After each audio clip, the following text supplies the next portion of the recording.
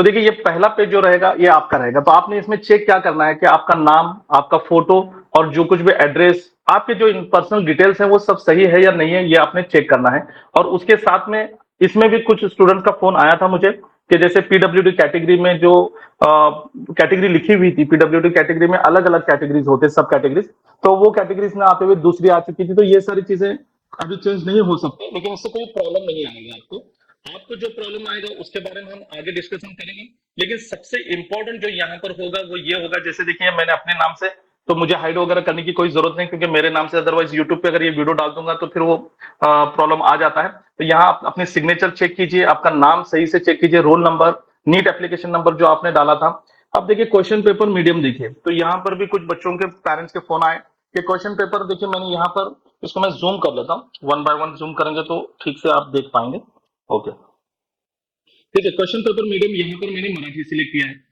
अब जिन्होंने English select किया तो उनको इंग्लिश में मिलेगा। अब जिन्होंने मराठी सिलेक्ट किया तो उसका ये मतलब नहीं कि आपको मराठी में मिलेगा, आपको पेपर जो आएगा वो मराठी प्लस इंग्लिश आएगा, मतलब जो क्वेश्चन रहेगा वो मराठी में भी होगा और इंग्लिश में भी होगा, तो दोनों लैंग्वेज में होगा।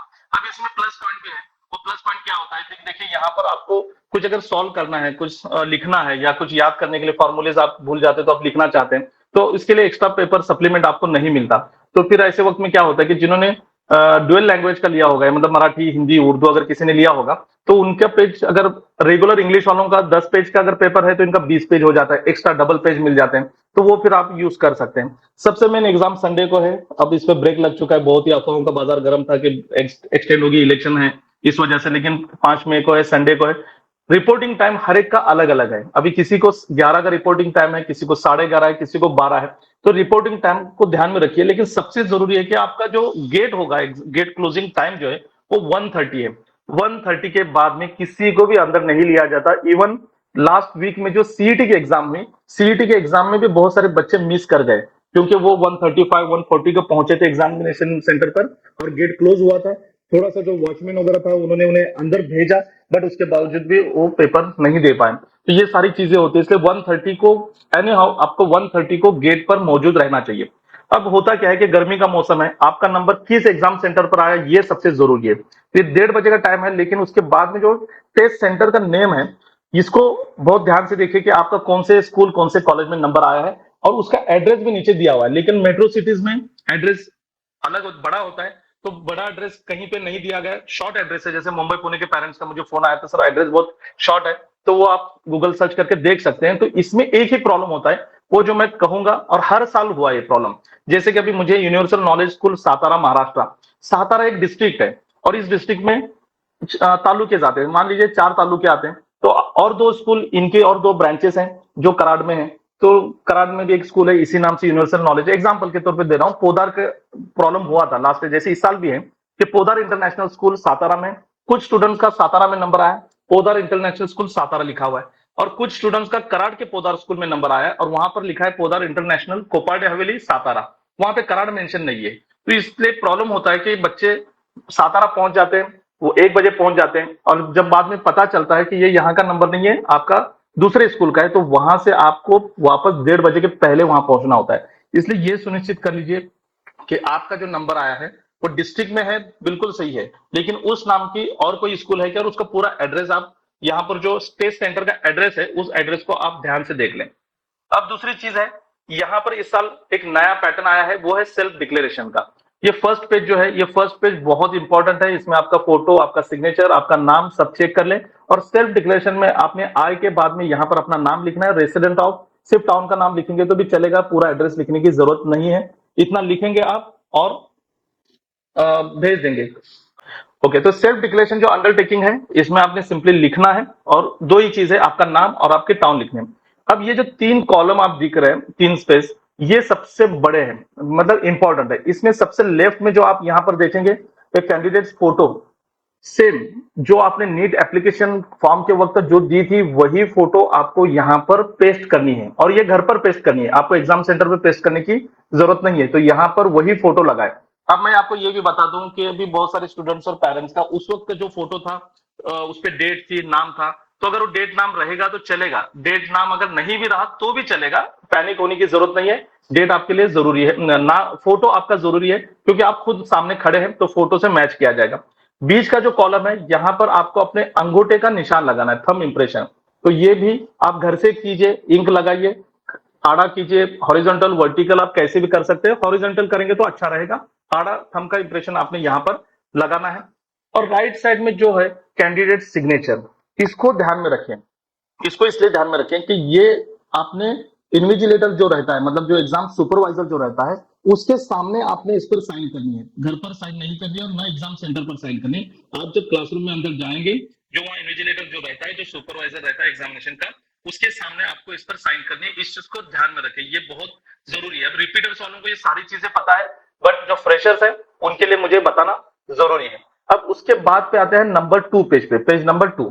पेज नंबर 2 पे भी देखिए आपका एप्लीकेशन नंबर यहाँ पर दिया होगा, वो आप ध्यान से देखें। और उसके बाद में यहाँ पर post card size photo 4x6 का जो आपने जब फोटो निकाले थे, एक होता है पासपोर्ट साइज और एक होता है पोस्ट कार्ड साइज। तो पोस्ट कार्ड साइज का जो फोटो है 4x6 का, वो आपने यहाँ पर पेस्ट करना है। और ये पेस्ट भी कब करना है, देखिए, colour photograph here before reaching the centre, the candidate and the invigilator are to sign across the photograph. ये आप चिपका कर लेके जा सकते हैं, पेस्ट कर सकते हैं, पहले कोई प्रॉब्लम नहीं। लेकिन इस पे सिग्नेचर जो करनी है, सर आपने ओके, इस पे जो सिग्नेचर करनी है वो सिग्नेचर आपने इन्विजिलेटर के सामने करनी है। तो लेफ्ट साइड में वो आपको बताएंगे आपको कहाँ सिग्नेचर करनी है, तो आप वहां पर सिग्नेचर करेंगे।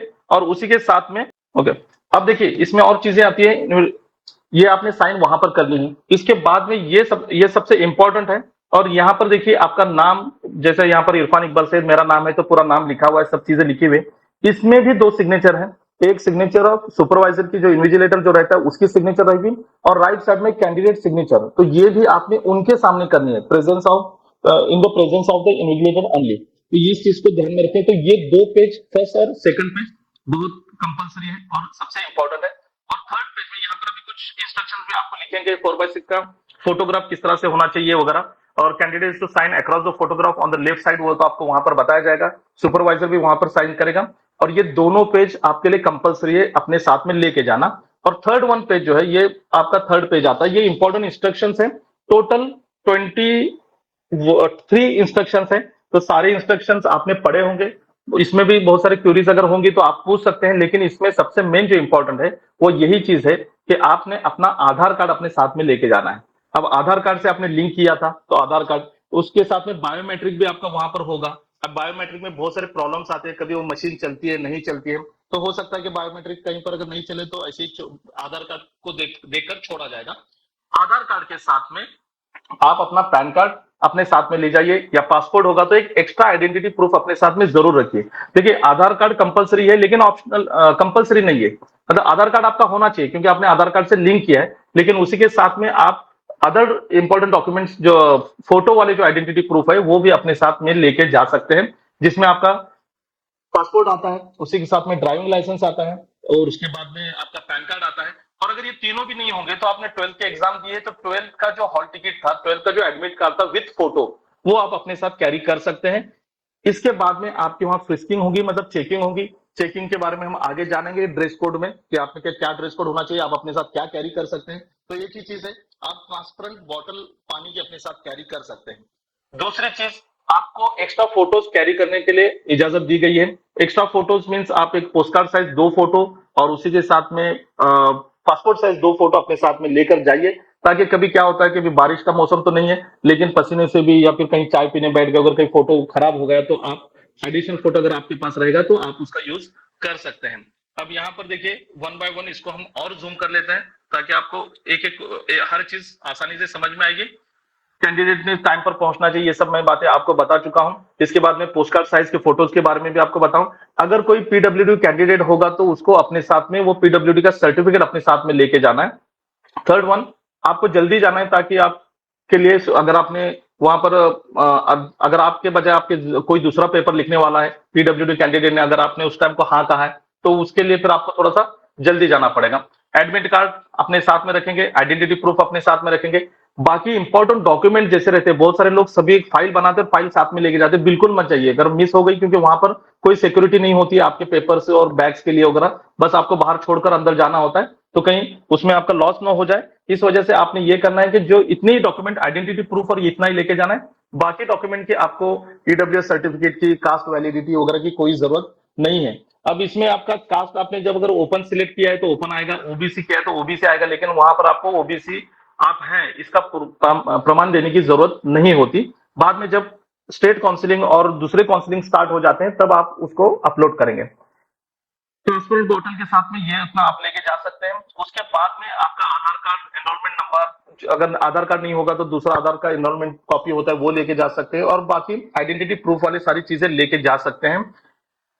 पर्सनल बिलोंगिंग्स मतलब कंपास, पेन, पेपर, ये कुछ आपने लेकर नहीं जाना है। बाकी सारी चीजें मैंने इसका एक वीडियो भी बनाया है, ग्रुप में भी शेयर किया हूं और यूट्यूब पर भी है। आप देख सकते हैं कि आपका ड्रेस कोड क्या होना चाहिए, रूल्स रेगुलेशन क्या है। यहाँ पर क्वेश्चन आंसर सेशन में हर एक के क्वेश्चन आएंगे तब हम पहुंचेंगे।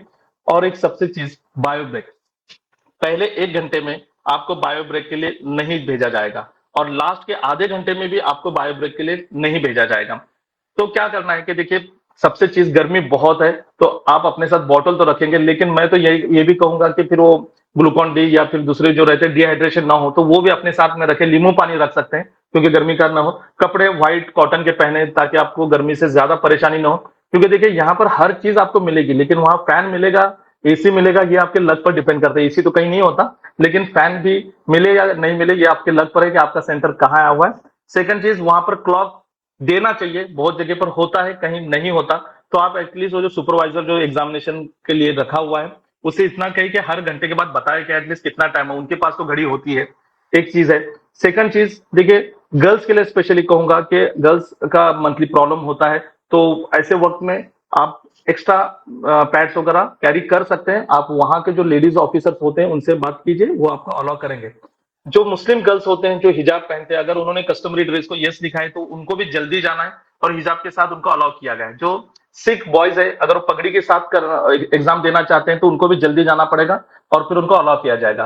अदरवाइज बाकी सबके लिए दुपट्टा बुरखा वगैरह अलाउड नहीं है, और उसी के साथ कैप वगैरह कुछ भी नहीं, ब्रेसलेट, कुछ कुछ ज्वेलरी वगैरह आपको कुछ भी यहाँ पर नहीं मिलेगी। और सबसे जरूरी, न आप खुद कॉपी करें और न किसी को करने दें। कोई दोस्त है आपका, वो आपसे पूछ रहे हैं कुछ क्वेश्चन तो उसको बिल्कुल इग्नोर करें। दोस्ती बहुत एग्जाम के पहले, दोस्ती रहेगी एग्जाम के बाद करेंगे, एग्जाम में किसी से दोस्ती कुछ नहीं। लेकिन मैं इतना ही कहूंगा, कितने भी कॉपी कर लो कुछ भी कर लो ज्यादा फर्क नहीं पड़ने वाला। आप बस एलिजिबल हो जाओ, आपको बीएमएस वगैरह में एडमिशन मिल जाता है। लेकिन जो करियर के बारे में सीरियस है और कुछ करना चाहते हैं तो वो सिंसियरली इस एग्जाम को फॉलो करेंगे, ऐसे मुझे उम्मीद है। और यहाँ पर एक चीज यही कहूंगा कि ये तीनों पेज अपने साथ में लेकर जाएं। जी सर। ओके, देखिए गर्ल्स के लिए पहले बताऊं, हाफ स्लीव्स का प्लेन टी शर्ट होगा, और शॉर्ट कुर्ती भी आप पहन सकते हैं, लेकिन वो भी हाफ स्लीव्स की होनी चाहिए।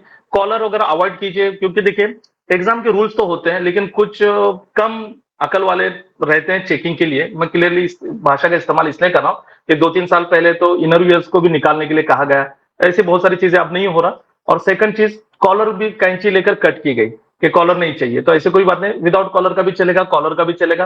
पॉकेट अवॉइड कीजिए, अगर रहेगा भी पॉकेट तो चलेगा, इतना कोई उसका दिक्कत नहीं, क्योंकि चेकिंग तो पॉकेट की होती है, बट विदाउट पॉकेट के भी शर्ट्स मिलते हैं, कुर्तीज तो विदाउट पॉकेट होते हैं, टी शर्ट भी विदाउट पॉकेट का लीजिए। उसके बाद में जिप जो होते हैं टी शर्ट को, जिप वगैरह का मत पहनिए। और बड़े बड़े पॉकेट, बिग बटन या डिजाइनर का जो रहता है, कोई फोटोज वगैरह रहते हैं तो ऐसे मत, या फिर कोई डायग्राम्स भी रहेंगे तो बिल्कुल ऐसे टी शर्ट मत पहने। उसके बाद में सिंपल पाजामा या फिर पैंट प्लाजो पहन सकते हैं, आप शलवार भी पहन सकते हैं स्ट्रेट वाली जो है। और उसके बाद में नीचे स्लीपर चप्पल, आपके घर में भी जो स्लीपर चप्पल पड़ी होगी वो भी आप पहन के जा सकते हैं। क्लिप्स, रबर बोस वगैरह ये अलाउड नहीं है।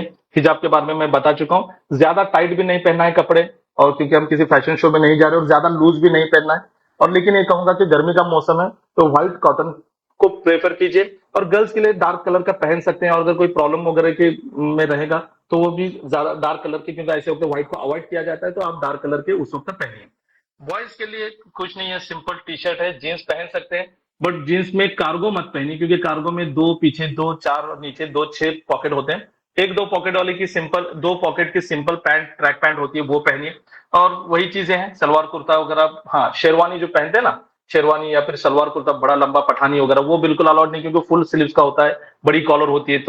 तो ये सारी, और पगड़ी के बारे में भी मैं बता चुका हूँ। अब जो आपने साथ में लेकर जाना है वो तो मैंने कहा कि सिर्फ व्हाइट बॉटल ले सकते हैं।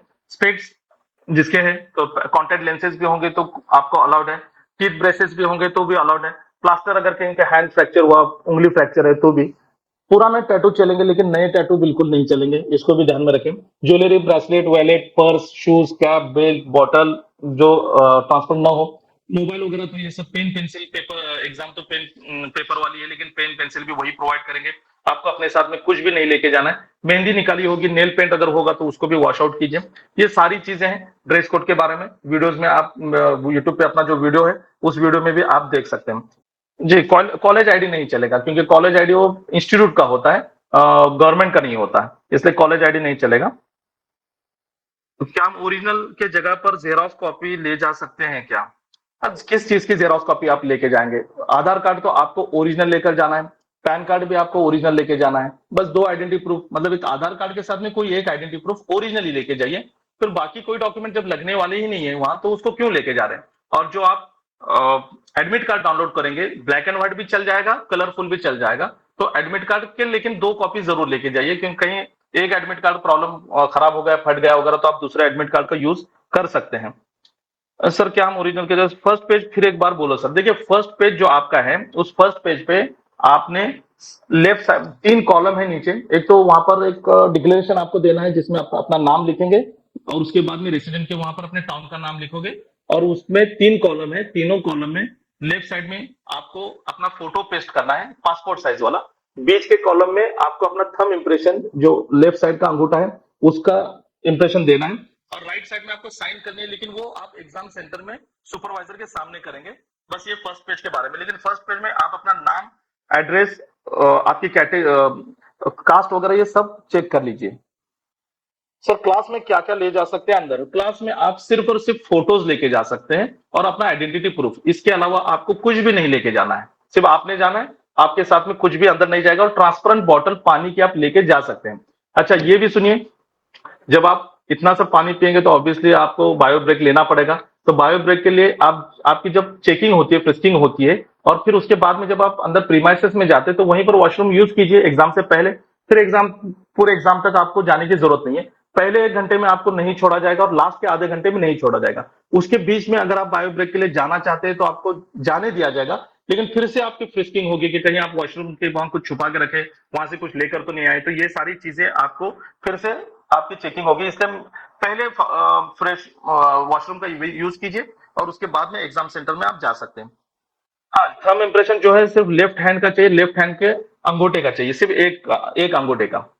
अच्छा, अंगूठा हम किसी से नहीं मांग रहे। इस पर से मुझे याद आ गया कि जब नीट के हम जो फॉर्म फिलअप कर रहे थे, जब थंब इंप्रेशन हम व्हाट्सएप पे मंगा रहे थे, तो बहुत सारे थे जो अपना मोबाइल से अपने हाथों की उंगलियों का फोटो निकाल कर हमको भेज रहे थे। तो यहाँ पर आपको सिर्फ लेफ्ट हैंड का थंब इंप्रेशन करना है। सभी के सवालों का सर हैंड वॉच भी नहीं पहन सकते क्या? बिल्कुल भी नहीं शेखा सिर्फ। आप रिस्ट व अंगूठी नहीं पहन सकते, ब्रेसलेट नहीं पहन सकते, हैंड वॉच रिस्ट वॉच भी नहीं पहन सकते। अगर आप कहेंगे कि फिर मैं वो जो नई स्मार्ट वॉच है वो बिल्कुल अलाउड नहीं है। आपका अगर कुछ सलमान खान टाइप कंगन, ब्रेसलेट वगैरह वो भी नहीं पहन सकते। इवन आप किसी दरगाह का, मंदिर का धागा बांधते हो, कोई भी रिलीजियस कुछ भी है, तो वो भी आपको निकालना पड़ेगा। इस चीज को ध्यान में रखिए। आपको पहनना क्या, आप अंदर क्या लेके आपके साथ अंदर क्या चीजें जाएगी, क्लियरली बोल देता। मतलब आप खुद जाएंगे अपने 2 कपड़ों में, एक टॉप और एक बॉटम का। मतलब अगर आप ऊपर टी शर्ट, वो भी हाफ स्लीव्स का, और नीचे जीन्स या फिर आपकी पैंट वगैरह होगी, बस वही। वैलेट वगैरह भी आपको अंदर ले जाना अलाउड नहीं है। आप नैपकिन कैरी कर सकते हैं, लेकिन वो भी चेक होगा। उसके बाद में आप एक ट्रांसपेरेंट बॉटल पानी की ले जाना चाहते हैं तो लेके जा सकते हैं। और फोटोज और आइडेंटिटी प्रूफ, इसके अलावा आपको कुछ भी, मतलब कुछ भी, इवन कान की बाली होगी निकालनी होगी, नाक की निकालनी होगी, सर में भी कुछ लगाना नहीं, क्लिप वगैरह, सब चीजें आपकी बाहर ही रहेगी। सर कुछ सेंटर पर बोलते हैं कि क्वेश्चन पेपर पर कुछ मत लिखो, तो उस टाइम पर कैसे हैंडल करें? देखिए, इसका एक सिंपल सोल्यूशन है। आपको जो ओएमआर शीट दी जाती है, 2 कॉपीज होती है, एक ओरिजिनल होती है और एक ऑफिस कॉपी होती है। वो भी जब आपका पेपर कंप्लीट होता है, हाँ, आप में से कुछ होंगे टॉपर्स जो अगले साल जरूर डॉक्टर बनेंगे। 720 तो 2 घंटे में या 2.5 घंटे में पेपर पूरा करेंगे। कुछ बॉटम टॉपर होंगे जो आधे घंटे में पेपर पूरा कर देंगे, लेकिन बावजूद इसके आपको 5 बजे तक उठना नहीं है। आपको वहीं बैठे रहना है। एग्जाम सेंटर से बाहर आप तभी आ पाएंगे जब उसका टाइम क्लोज हो जाएगा, मतलब 5:20 के बाद ही आप बाहर आ जाएंगे। उससे पहले जब आप एग्जाम सेंटर में जाते हैं तो पहले आपको इंस्ट्रक्शन दिए जाते हैं, इंस्ट्रक्शंस को ध्यान से सुनिए। फिर उसके बाद में फिर आप अपना पेपर वगैरह देंगे। लेकिन ओएमआर शीट वगैरह जो आप साइन करेंगे वापस देंगे, वो आपकी वहां पर जमा हो जाएगी। आपका जो एडमिट कार्ड है उसका भी जो फोटोज वगैरह जिसपे आपके साइन लिए गए हैं वो भी वहां पर जमा हो जाएंगे। तो सिर्फ आप क्वेश्चन पेपर अपने साथ में लेके आए, तो उसमें बिल्कुल लिखना नहीं है, बिल्कुल सही है। आपको लिखने के लिए जितना भी स्पेस है उसमें आप जो भी रफ वर्क है वो आप कर सकते हैं, उसको कोई प्रॉब्लम नहीं। बट जो ओएमआर शीट में आपने क्या आंसर दिया है वगैरह, तो आप बारीक डॉट आप यूज कर सकते हैं। लिखने के लिए कोई मना नहीं, आप अपना पूरा रफ वर्क उस पर कर सकते हैं। सर नहीं, उसमें मेहंदी लगी है बहुत पहले से, तो निकाल दीजिए। बहुत पहले की है, तो स्मेल में आ जाती है, चिकन वालों की बहुत पहले के, सिर्फ उसका लाल कलर रहता है। वो तो डाल सकते हैं, नहीं डाल सकते आप सिर्फ हिजाब डाल सकते हैं। वो भी हिजाब के लिए आपने कस्टमर एड्रेस को यस लिखा होगा तो। सर पैन कार्ड नहीं है, कोई प्रॉब्लम नहीं। पैन कार्ड नहीं तो आधार कार्ड है आपके पास, तो आधार कार्ड सफिशिएंट है। मैं एक्स्ट्रा बोल रहा हूं, अगर आपके पास सिर्फ आपको सिर्फ आधार कार्ड पर छोड़ा जाएगा, आधार कार्ड सफिशिएंट है। लेकिन फिर भी एक्स्ट्रा आइडेंटिटी अगर आप चाहे तो कैरी कर सकते हैं, जिसमें पैन कार्ड वगैरह सब आता है, पैन कार्ड या पासपोर्ट या ड्राइविंग लाइसेंस। और मैंने ये भी कहा कि अगर कुछ भी नहीं है तो फिर आप वहां पर अपना 12th का जो एडमिट कार्ड था, 12th की जो आपने बोर्ड की एग्जाम दी थी, उसका फोटो वाला जो एडमिट कार्ड है वो अपने साथ लेके जा सकते हैं, वो भी आइडेंटिटी प्रूफ में काउंट किया जाता है। सर मेरा होम टाउन महाराष्ट्र मुंबई है, लेकिन मैं एग्जाम आउटसाइड इंडिया से दे रहा हूँ। सो कौन सा रेसिडेंट एड्रेस लिखना है सर? ये रेसिडेंट एड्रेस अभी आपने दोनों डाले होंगे, एक परमानेंट डाला होगा और उसी के साथ में आपने टेम्परेरी डाला होगा, तो परमानेंट एड्रेस जो है वो लिखिए आप वहां पर। आधार कार्ड ओरिजिनल ले जाना है? यस बिल्कुल, आधार कार्ड आपको ओरिजिनल ही लेकर जाना है, जेरोक्स नहीं चलेगा। सर आधार कार्ड का जो स्मार्ट है वो चलेगा या लॉन्ग वाला आधार ले जाना है? दोनों लेके जाइए, दोनों भी चलेंगे, लेकिन जो लॉन्ग वाला होता है वो ज्यादा कंसिडर किया जाता है। सीधे फोटो के लिए स्पेस नहीं है। सीधे फोटो के लिए कहाँ स्पेस नहीं है? देखिए फर्स्ट पेज जो है आपका, वो फर्स्ट पेज में आपको पासपोर्ट साइज छोटा वाला फोटो लगाना है, उसके ऊपर ही लगाना है जहाँ कैंडिडेट फोटो राइटिंग जो टेक्स्ट है उसके ऊपर भी लगा सकते हैं, ऐसा कोई प्रॉब्लम नहीं है। वो टेक्स्ट आपके समझ के लिए लिखा हुआ है, वो टेक्स्ट हाइड हो जाता है तो चलता है। और सेकंड जो पेज आप देख रहे हैं अपने स्क्रीन पर, इसमें इतना बड़ा के बड़ा पूरा स्क्वायर दिया हुआ है, इसमें 4x6 का आराम से बैठ जाता है।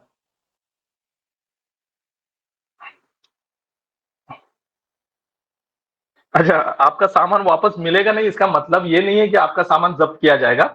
मतलब मान लीजिए आपने एक बैग में अपने सैग ली, उसमें सब अपने ओरिजिनल डॉक्यूमेंट की फाइल वगैरह ले जाके तो आपने एग्जाम सेंटर के बाहर रख दी, तो आप अकेले तो नहीं है, और भी बच्चे सैग लेकर आएंगे। हो सकता है आपकी उसकी सैग एक जैसी हो, गलती से उसने आपकी सैग लेकर गया, तो फिर आपको ढूंढते बैठना पड़ेगा।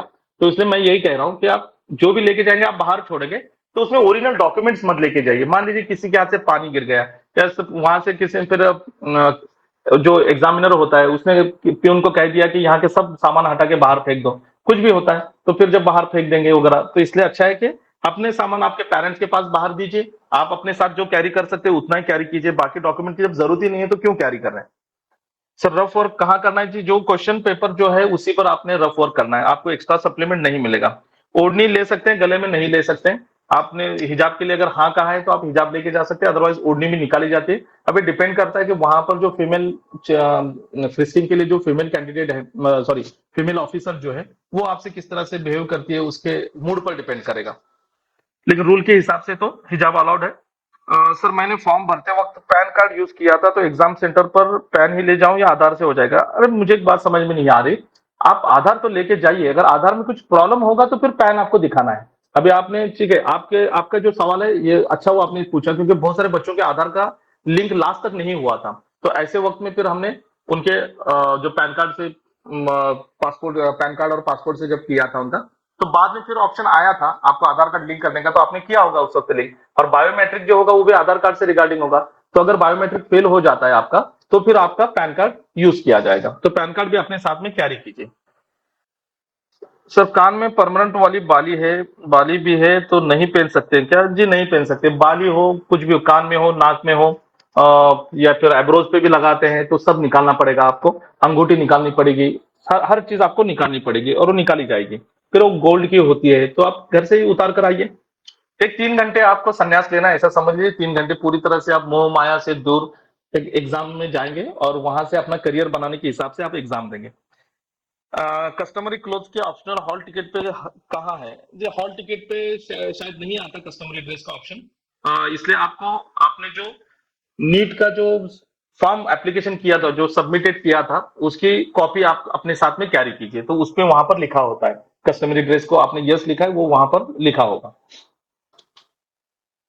जी, एक आया है कि सर सेल्फ डिक्लेरेशन में फुल नेम लिखना है। हाँ, फुल नेम हाँ, किसी-किसी का बहुत बड़ा होता है तो आप अपना नाम और सरनेम लिखिए और मिडल नेम को आप इनिशियल लिख सकते हैं। जैसे कोई बहुत ही बड़ा नाम है अब्दुल रहमान, अब्दुल रऊफ शेख, तो अब्दुल रहमान ए शेख इस तरह से भी आप लिख सकते हैं। और सिटी आपकी जैसे कराड़ है, सातारा है, पूना है, जो भी है। लेकिन अगर बहुत ही बड़ा है, महाबलेश्वर है, संगमेश्वर है, तो थोड़ा-सा छोटे इसमें लिखिए तो हो जाएगा। सेल्फ डिक्लेरेशन के बारे में फिर ओरिजिनल आधार कार्ड अंदर ले जाएंगे के बाद कहाँ रखना है वो आपके साथ में रहेगा, कोई प्रॉब्लम नहीं है। ओरिजिनल आधार कार्ड, पैन कार्ड और फोटो बस उतना अपने साथ में रखना है। सर सेंटर 10 मिनट के डिस्टेंस पर है और रिपोर्टिंग टाइम 11 है, जल्दी अंदर गए तो रिवीजन करने नहीं मिलेगा। तो अब तो आप क्या कीजिए, आपके साथ जितने भी फ्रेंड्स हैं सबके साथ अपने घर पे रिवीजन कीजिए और रिपोर्टिंग टाइम 11 है तो 11:30 तक अब पहुंचने की कोशिश कीजिए। और एक एग्जाम के कुछ रूल्स होते हैं, उसमें एक बेसिक रूल ये है कि जब भी आप एग्जाम को जाते हैं तो इसके 1 घंटा पहले आपने रिवीजन करना ही नहीं है, क्योंकि रिवीजन के लिए आपको तो पूरा साल मिला था। तो इस वक्त आपने रिलैक्स रह के जाना है। हाँ, फॉर्मूले वगैरह जो आपको थोड़ा सा केमिस्ट्री फिजिक्स के याद नहीं रहते तो उसको आप कर सकते हैं, वो आप चल जाएगा। तो देखिए, लास्ट टाइम ऐसे भी हुआ था कि 11 बजे जिसका रिपोर्टिंग था उसको 12 बजे अंदर लिया गया, लेकिन एक जगह पे था कि रिपोर्टिंग आपका 11 लिखा हुआ था, आप 12 बजे लेट आए, आप बाहर रुकिए, आपको सबसे लास्ट में छोड़ा जाएगा। सब बच्चे जाएंगे तब आपको छोड़ा जाएगा, फिर क्या करेंगे, तो आपको फिर वेट ही करना पड़ेगा। तो इस तरह से चीजें होती है। वहां पर जो एग्जामिनर हैं, जो चेकिंग करने वाले ऑफिसर्स हैं, जो भी स्टाफ होता है, उनके मूड पर सब कुछ डिपेंड करता है। और रूल्स तो हर एक के लिए सेम होते हैं। सर मैं करार से हूँ और आधार कार्ड में, एक मिनट, मुंबई है तो रेसिडेंट एड्रेस कौन सा आएगा? देखिए, आपके आधार कार्ड पे जो एड्रेस है वही आप उसमें लिखिए। जो भी आधार कार्ड पे जो एड्रेस है, परमानेंट एड्रेस वो लिखिए। या फिर आपने अगर नीट के फॉर्म के अंदर टेम्पररी एड्रेस और परमानेंट एड्रेस अगर अलग अलग लिखा होगा तो उसमें जो परमानेंट एड्रेस, जो आपका आधार कार्ड का एड्रेस जो होता है उसको परमानेंट माना जाएगा, ये बात समझ लीजिए। तो आधार कार्ड पे जो टर्न है उसको लिखिए और ये डिक्लेरेशन नाम के लिए, इससे कोई ज्यादा आपको प्रॉब्लम फेस नहीं करना पड़ेगा। पेड काउंसलिंग की फीस कितनी है आपकी? अच्छा, आप सब नए दिख रहे हैं। ठीक है, पेड काउंसलिंग के लिए हम महाराष्ट्र के लिए फीस हमारी 5,000 रुपीज होती है। Maharashtra plus other state all over India के लिए 10,000 होती है। ये हमारे चार्जेस होते हैं, जिसमें रजिस्ट्रेशन से लेके एडमिशन तक की सारी प्रोसेस हमारी टीम करती है। हर बार आपको कट ऑफ शेयर किया जाता है, उसी के साथ में चॉइस फिलिंग आपके स्कोर के हिसाब से, आपके बजट के हिसाब से, जो कॉलेज की लिस्ट आपकी प्रोफाइल को हम अटैच करके आपको लिंक भेजते हैं जिसमें चेंजेस डेली होते रहते हैं, वो उसके हिसाब से आपकी चॉइस फिलिंग बना के आपको भेजी जाएगी। और जब आप अप्रूव करेंगे तभी हम सबमिट करते हैं। तो ये सारी चीजें होती है। फिर एडमिशन के बाद में भी अलॉटमेंट लेटर देना वगैरह, और एडमिशन के बाद में एजुकेशन लोन और स्कॉलरशिप, ये सारी सर्विसेज, जितने भी एक्सक्लूसिव सर्विसेज है पेड काउंसलिंग में आ जाते हैं। और ये मेरे ख्याल से लोवेस्ट और मिनिमम चार्जेस है। तो आइडियल से किस तरह से ज्वाइन होना है, तो देखिए यहाँ पर अपना स्कैनर भी है व्हाट्सएप का, उसी के साथ टेलीग्राम का भी है। और जो भी वीडियोस आपको देखने हैं, आइडियल करियर सेंटर नाम से यूट्यूब चैनल है, और यहाँ पर आपके हमारे नंबर दिए गए, इस नंबर पे आप सुबह 11 के बाद ही कॉल करें, 11 के पहले मत करें। अब देखिए, थोड़ी सी आदत है तो है लेट उठने की, रात में बहुत काम होता है हमारा, और कुछ लोग सुबह 7 बजे से फोन करना शुरू कर देते, फिर मजबूरी में साइलेंट पे रखना पड़ता है। तो इसलिए टाइमिंग सुबह 11 से रात 11 बहुत है, तो उसमें आप कभी भी हमें कॉल कर सकते हैं। तो चलिए, सभी को शुक्रिया कि एक शॉर्ट नोटिस पर आप सब लोग जुड़े, आप सबने समझा। और मैं आइडियल करियर एंटायर टीम की तरफ से सारे स्टूडेंट्स और उनके पेरेंट्स को बेस्ट ऑफ लक कहता हूँ। गुड विशेष हमारी तरफ से बच्चों, सारे बच्चों के लिए इतना ही कहूंगा कि डू योर बेस्ट, अपना अच्छा परफॉर्मेंस दीजिए। रिजल्ट के बारे में बिल्कुल मत सोचिए, जो होगा देखा जाएगा। आपके पास फिर रिपीट का भी ऑप्शन होता है, या फिर अगर आपके पिताजी की जेब अगर ज्यादा गर्म होगी तो फिर आपको इसी साल एमबीबीएस के लिए भी इंडिया में ही मिल जाएगा। अच्छा, और अगर नहीं है ज्यादा गर्म तो फिर अब्रॉड का भी ऑप्शन है, आयुष के ऑप्शन है। इवन बहुत सारे ऐसे कोर्सेस हैं जिसके बारे में करियर काउंसलिंग हमारी नीट के रिजल्ट के बाद में शुरू हो जाएगी। कि ऐसे ऐसे कोर्सेस है कि जिसमें आप अच्छी खासी इनकम कर सकते हैं। वेटरनरी के बारे में एक गलतफहमी दूर करूंगा कि वेटरनरी के लिए बहुत सारे स्टूडेंट्स के दिमाग में कि इसमें सोशल रिस्पेक्ट नहीं मिलती।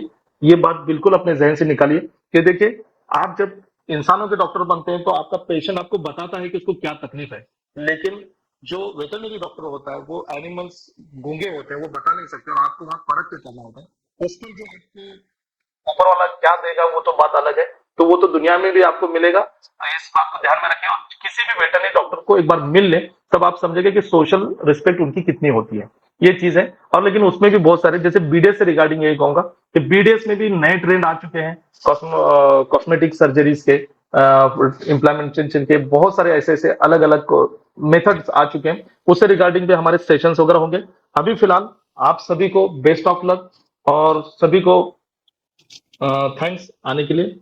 यहीं पे रुकते हैं, मिलते हैं नीट रिजल्ट के बाद में, नीट के एग्जाम के बाद में।